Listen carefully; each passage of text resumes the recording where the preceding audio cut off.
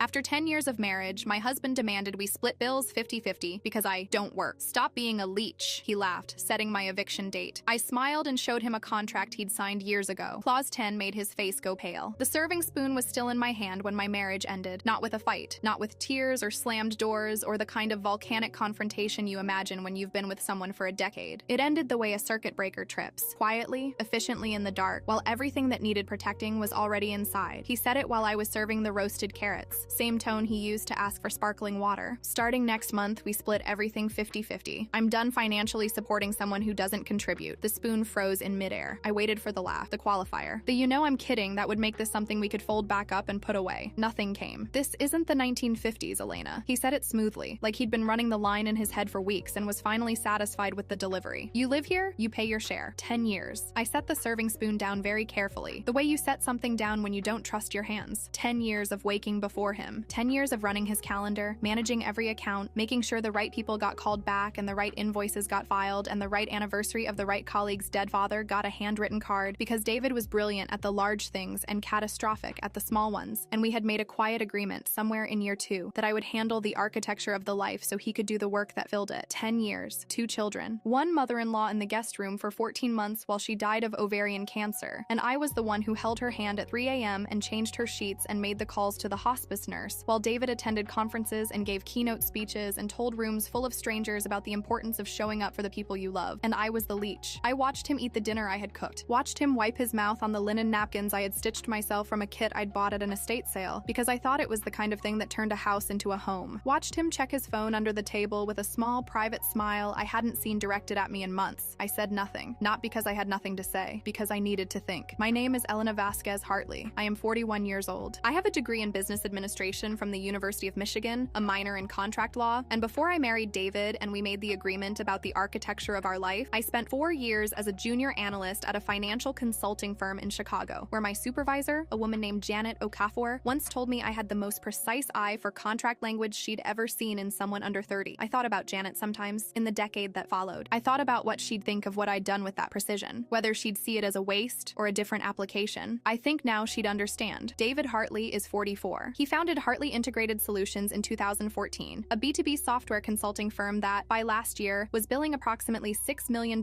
annually and had been written about in 3 regional business publications and 1 national podcast that David listened to on repeat for 2 weeks after it aired. He is tall, charming, and extremely good at being in rooms with powerful people. He has a handshake that communicates competence before he says a word. He remembers names. He sends thank you notes, or rather, I sent thank you notes in his name, on cardstock I ordered from a boutique printer in Portland in his handwriting style, which I had studied for long enough that most people couldn't tell the difference. That detail matters. Remember it. In the early years, we were a unit. He built the company, I built the infrastructure around him that made building it possible. I was not in the office. I was not on the org chart. I was the person who made sure he arrived to important meetings having slept, having eaten, knowing the names of every person in the room and 1 personal detail about each of them. I was the reason his calendar didn't double book and his contracts got read before he signed them. He handed me everything to read before he signed it. He always said, "Handle the boring legal stuff. You're better at it anyway." I was. I want to be very clear about that. I was. The first sign, if I'm honest with myself, was 18 months before the carrots. David had always been on his phone. That was normal. He ran a company. He had clients. The phone was an extension of the work. But there is a difference between the distracted inattention of someone who is busy and the particular quality of attention someone gives a screen when it contains something they want to protect. I noticed it in November of the year before last. We were at a dinner with the Garcias, our neighbors, people we'd known for 6 years, and David laughed at something on his phone and then angled it away from the table in 1 smooth motion that looked casual and wasn't. I told myself it was a client. In February, I found a receipt in his jacket pocket, a reflex habit, checking pockets before dry cleaning, for a restaurant I didn't recognize in the West Loop, dinner for 2, a bottle of wine that cost more than he'd ever ordered for us. I told myself it was a client dinner. He had a lot of those. In April, our daughter Sophia asked why Daddy was always tired on Wednesday nights, and I heard myself explain about work stress and project deadlines in a voice that was completely steady, and I thought, I am a very good liar, or I was a very good person who had learned to lie to herself, which is worse. In June, I noticed our joint account was running lower than it should have been, given what I knew about our expenses. I tracked it to a series of ATM withdrawals, cash, specific amounts, every 2 to 3 weeks. Not alarming individually, alarming as a pattern. I said nothing. I tracked it in a spreadsheet I kept in a folder on my laptop that was not connected to our shared cloud storage. I had been doing that kind of quiet documentation for about 4 months when he made the announcement over the carrots. I did not sleep well the night of the carrots, despite what I told myself I would do. I lay in the dark next to David, who fell asleep with the ease of a man who has decided something and feels resolved about it. And I ran the mathematics of my situation. No income for 10 years, no formal employment record. The mortgage was in his name. The car leases were in his name. My name was on the joint checking account, but not on the business accounts, because early on we had agreed it was cleaner for tax purposes to keep them separate. And I had agreed to that because I trusted him and because I was 29 and thought trust was the same as security. It is not the same as security. I thought about the kids. Mia, 8. Sophia, 11. I thought about what the next 6 months would look like if I had no legal claim to the financial infrastructure I had spent a decade building around another person's career. Then, at 2:47 in the morning, I remembered the folder. The blue one. The one in the floor safe in the home office, in the back behind the passports and the homeowner's insurance paperwork. The one that had been sitting there for 8 years, which is how long it takes for a piece of paper to become invisible even to the person who knows it exists. I got up. I went to the office. I opened the safe. The year David founded Hartley Integrated Solutions, his personal credit was in the mid-500s from a failed previous startup, a detail he managed with such deliberate minimization that most people who knew him then had forgotten it, or perhaps never fully registered it to begin with. He needed a loan to capitalize the new company, the kind of loan that requires a guarantor with clean credit and demonstrable assets. I had both. I had an investment portfolio from before the marriage, approximately $340,000, built from years of careful saving during my consulting career, and a modest inheritance from my grandfather. I had a credit score of 791. I had, in other words, exactly what was needed. He asked me to co-sign. I did. And because I was the one who handled the boring legal stuff, because I was better at it anyway, I was also the one who sat in the attorney's office and read the operating agreement before he signed it. All 47 pages, including Clause 10, Section B. I had flagged it at the time. I had said, you should know what this means. David had said, you handle it, you're better at this than I am. The attorney, a man named Gregory Walsh, had explained the clause, and David had nodded in the way he nodded when he was listening to something he considered below his attention threshold. It was a standard deferred participation clause, Walsh had said, boilerplate for co-signed corporate agreements, triggered only under specific conditions. The probability of those conditions being met was extremely low. The conditions: a material change in the financial arrangement between the co-signer and the primary borrower. The outcome: the co-signer assumes 50% of the voting shares of the company, non-negotiable, immediate. A material change in financial arrangement, like for instance, a husband informing his wife over roasted carrots in the same tone used to request sparkling water, that she would be required to fund her own existence in the home she had spent 10 years building around him. I reread the clause 3 times under the desk lamp. I read it a 4th time. Then I closed the folder, walked back to bed, and slept for 8 hours, which was the best sleep I'd had in 4 months. David announced at breakfast that we should see a mediator that week. Formalize the split, he said, pouring his dark roast coffee, not looking up from his phone. I've already talked to someone. Very reasonable guy. Works with couples in transition. Perfect, I said. He looked up. Something in my tone, the complete absence of distress, did a thing to his face. A small recalibration. He'd been expecting tears, or anger, or the particular pleading that made people easy to manage. My calmness was data he didn't have a place for. Good. I made 3 calls that morning while the kids were at school and David was in his office. The first was to Margaret Chen, a corporate attorney with 20 years in contract law and equity disputes, whom I had found through Janet Okafor. Yes, I had called Janet, who had taken 30 seconds to say, Elena, you need Margaret, and then sent the contact before we'd even finished the sentence. I explained the situation. I read Margaret the text of Clause 10, Section B. There was a pause. Do you have the original executed agreement? Yes. Certified copies of all the financial transfers from your personal accounts during the first 2 operating years? I had those too. I had been the one who made them. I had records of everything. Elena, Margaret said in the measured tone of someone who does not overstate things, I want you to come in this afternoon. The second call was to our shared accountant, Robert Feynman, CPA, who had done our personal and business taxes for 7 years and who had, in that time, developed a very clear picture of the financial architecture of our household. I told him I was initiating a comprehensive financial transparency review in anticipation of asset division proceedings. He was quiet for a moment. Are we talking about the business accounts too? All drawers, I said. Robert made a sound. I'll need to pull some files. Take whatever time you need. The third call was to First Midwest Business Banking, where I spoke with a loan servicing specialist named Daniel Park about the status of the original 2016 co-signed business loan. I asked for certified documentation of the loan's full payment history and the original executed agreement on file. Daniel said he'd have it ready within 48 hours. Then I went to the grocery store and bought ingredients for a chicken piccata because I had decided that the last dinner I would ever cook in that house was going to be the best one. I spent the afternoon with Margaret Chen. Her office was on the 31st floor of a building in the Loop, and she had the specific organized quiet of someone who had spent 20 years sorting through financial disasters that other people had created and was no longer surprised by any of them. She read Clause 10, Section B. She read it again. She looked at my certified bank transfer records, $187,000 over 2 years from my personal accounts, documented to the dollar. He understood what he was signing? She asked. His attorney explained it. He was present. And you have the original? Original and 2 certified copies. please. Margaret leaned back. The clause is airtight. The trigger is the announcement of material change in financial arrangement. You can demonstrate that was made verbally and in writing. In writing? I placed a printed copy of David's spreadsheet on her desk, the one I'd found on his open laptop. My name at the top of the first column. Required monthly expenses she will cover. The impossible total. And at the bottom, in small clinical font, if she can't meet the threshold, she leaves the property. I placed the second tab beside it. A woman's name. Chloe. A larger apartment, higher floor, same building. Margaret looked at it for a long moment. He printed this himself, created it on his laptop. I have the file metadata. I had photographed the screen, then emailed the photo to myself from a secondary account, time-stamped. He used his company email to send a draft to an unrecognized address 4 months ago. The subject line was transition plan. Margaret looked at me the way people sometimes look at me when they've just recalibrated who they're dealing with. Elena, she said carefully, you've been building this file for how long? 4 months of documentation, 8 years of unconscious retention. She was quiet for a beat. Then she picked up her pen. Let's start from the beginning. That evening, I put 2 pieces of paper on the dining room table. No dinner, no placemats, no linen napkins. Just the blue folder, open, in the center. David came home at 6:47. I heard him set down his bag in the hall. Heard the specific pause when he walked into the dining room and saw me sitting there. He sat down slowly. What is that? I slid the first document across the wood. The operating agreement. Clause 10, Section B, tabbed with a yellow sticker. Clause 10, I said. Section B, the company operating agreement you signed 8 years ago. He glanced at it. The glance of a man who processes paper as a nuisance. That's just standard boilerplate. It's a deferred participation clause, I said. My voice was very quiet. Quiet gets more attention than volume. I had learned this in 20 years of being in rooms with people who were louder than me. If the terms of our financial arrangement significantly change, the original guarantor receives 50% of the voting shares. Non-negotiable. He looked up. That's not what my attorney— You didn't read it, I said. You handed me the pen. The room was absolutely quiet. I placed the bank transfer records on top of the operating agreement. Every payment I had made during his 2 unprofitable years. Highlighted, dated. Certified by First Midwest Business Banking, where Daniel Park had, as promised, prepared the documentation in 48 hours. $187,000 over 22 months. Each transfer annotated with its purpose in my handwriting, because I had written notes on every significant financial transaction since the beginning of our marriage. The way you annotate something you suspect you will need to explain someday. David's face had started doing something. Not crumbling. Not yet. Tightening the way it tightened before a fight. The jaw setting, the eyes going flat and calculating. I placed the third document, his spreadsheet, printed cleanly. My name in the first column. Chloe's name in the second tab. His face stopped tightening. He looked at the spreadsheet for a long time. How did you— You left your laptop open, I said simply, and you used your company email for the transition plan. Robert Feynman has already flagged 3 Hartley business accounts that contain transactions he was not previously aware of. He's filed an amended disclosure with your corporate attorney's office. He hadn't known about Robert. I could see him calculating the legal exposure, the timeline, the question of how much I actually had and how much I was implying I had. I want to be precise here. I had enough. I was not bluffing. Elena, he said. His voice had changed completely. The smoothness was gone. Something underneath it. Something raw and a little panicked. If you execute that clause, the company goes into mandatory equity restructuring. The current investors will be notified by Margaret Chen's office tomorrow morning, along with a copy of the original operating agreement and the documentation of the trigger conditions. I paused. Margaret is at Chen & Associates. 20 years in corporate equity. She's very thorough. He stared at me. You were planning my eviction, I said. You built a spreadsheet. You scheduled my removal the way you schedule a software migration. Silence. The particular silence of a person who has been caught not in a moment of passion or weakness, but in the cold, organized architecture of a plan. That kind is worse. It takes longer to come back from for the person it's directed at. I had come back from it. I had had 4 months. Elena, listen to me. You assumed, I said, that because I was quiet, I didn't understand the game. His face had gone the color of old paper. I handled every document that came into this house for 10 years, I said. Every contract, every clause, every loan you handed me to read because the boring legal stuff was beneath you. I let that sit for a moment. I read all of it. I understood all of it. And 8 years ago, when you handed me the pen and asked me to put my savings on the line for your company, I signed an agreement that protected my position in that company if you ever decided to remove me from this life. His voice dropped to a whisper. If you execute that clause, I'm ruined. I looked at him. 10 years. His mother's hand in mine at 3 a.m. Sophia's first day of school, which he missed because of a client meeting he hadn't needed to take. Mia's surgery for the tonsils, the waiting room, the forms I filled out alone, the thank you notes in his handwriting, the career I had paused, and then, somewhere in year 5, simply stopped returning to, because the architecture of our life had become a full-time occupation, and there weren't enough hours. I looked at him the way you look at someone you have finally, completely figured out, not with anger. Anger had somewhere to go. This was something colder and cleaner, and in its way, more final. That's not ruin, David, I said. I folded my hands on the table. That's just equality. Here is what happened in the weeks that followed, because I know you want the specifics. Margaret Chen filed the formal notice of clause execution 3 business days after the dinner table. Hartley Integrated Solutions Solutions entered mandatory equity review within the week. David's primary investor, a firm called Carver Capital, was notified by their own legal team, independently of Margaret, because Robert Feynman's amended disclosure had already reached the firm's accounting contacts and requested a full audit. The audit found three things. The first, approximately $94,000 in business account disbursements over 16 months that had been classified as client entertainment, but were not documented as such. Some of those disbursements corresponded to the ATM withdrawals I had tracked in my private spreadsheet. The second, a secondary holding company that David had established 18 months prior, into which a portion of Hartley Integrated's billing revenue had been redirected. It was technically legal. It was also, as Margaret put it in her brief, a textbook illustration of undisclosed financial separation in an ongoing marital estate. The third, the secondary holding company had a co-owner. Her name was Chloe Reeves, the woman in the second tab, the higher floor. I want to be clear, I did not feel vindicated by that. I felt something more complicated, the particular heaviness of being right about a thing you desperately wanted to be wrong about. It sits in your chest like a stone. It doesn't feel like winning, but it mattered, legally. It mattered very specifically and very practically to the settlement. David's attorney, a man named Stephen Krause, 15 years in family law, who called Margaret 3 times in the first week with increasingly urgent tones, attempted to argue that the clause execution was a retaliatory maneuver designed to leverage the divorce proceedings. Margaret submitted as Exhibit C a time-stamped photograph of the spreadsheet on David's laptop, dated 4 months before I had spoken a single word to any attorney. He had moved first. I had simply prepared. The clause stood. The settlement was completed in 4.5 months. I will not give you the specific numbers, because they involve confidentiality provisions that I agreed to in exchange for things that mattered more to me than the satisfaction of disclosure. What I will tell you is that Mia and Sophia have a home, and it is the home they've always known, and neither of them had to change schools. That was the only number I negotiated on. Everything else was secondary. I want to say something about the 10 years, because I've spent a lot of time with them since all of this happened, and I think they deserve more than being framed as a cautionary tale. I do not regret making the agreement. I do not regret the architecture. I believed in what we were building, and for a long time, for most of those years, I think David did too. People change inside structures that serve them. They forget what the structure cost to build. They start to see the architecture as natural scenery rather than labor. I think that's what happened. I'm not certain. I'm not sure it matters. What I know is this. I was never invisible. I was never the background. I handled every document that came into that house because I was genuinely better at it, and I knew it. And for a long time, that was its own form of satisfaction. The quiet satisfaction of being excellent at a thing in a room where no one was watching. He handed me the pen 8 years ago and called me brilliant. He was right. He just forgot. 2 months after the settlement finalized, I had coffee with Janet Okafor at a place in the West Loop that has a very good cortado and tables far enough apart that you can have a real conversation. She asked me what I was going to do next. I had been thinking about this. I had, in the week since the dinner table, been doing a thing I hadn't done in a decade, sitting with my own preferences, asking myself what I wanted as a terminal goal rather than an instrumental one. I'd applied to 3 positions, one at a financial consulting firm, one at a boutique contract law office that worked with small business clients, one that I will not describe here because it's still in process. You'll be good at all of them, Janet said. I know, I said. She raised an eyebrow. I have been very patient, I said, for a very long time. I'm done being modest about what I'm capable of. She laughed. It was a real laugh, the kind that tells you a person is genuinely pleased. I drank my cortado and watched the street outside the window. A Tuesday in March, gray and ordinary and completely mine. He had assumed my quiet was emptiness. He had assumed the woman who handled the boring legal stuff had no understanding of the game. He handed me the pen. I signed. And when he forgot what brilliant looked like, I reminded him.